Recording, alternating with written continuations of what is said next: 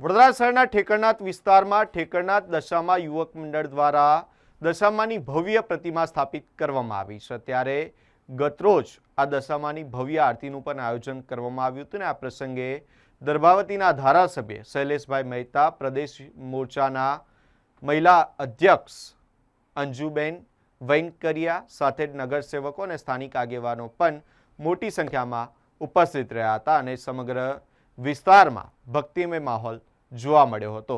તમામ લોકોએ માતાજીની આરતી કરી દર્શનનો પણ લાભ લીધો છે। વડોદરા શહેરના પૂર્વ વિસ્તાર ઠેકરનાથ ખાતે ઠેકરનાથ યુવક મંડળ દ્વારા વર્ષોથી દશામાની પ્રતિષ્ઠા કરવામાં આવે છે, દશામાનું વ્રત ઉજવવામાં આવે છે। ત્યારે આજના પ્રસંગે અહીંયા આરતી કરવાનો અને માના દર્શનના આશીર્વાદ લેવાનો મોકો મળે એ બધા ઠેકરનાથ યુવક મંડળના તમામ યુવાનોને અભિનંદન આપું છું, એમનો આભાર પણ માનું છું અને માના આશીર્વાદ વડોદરા શહેર જિલ્લાના તમામ નાગરિકો પર વધશે એવી મા પાસે પ્રાર્થના કરું છું।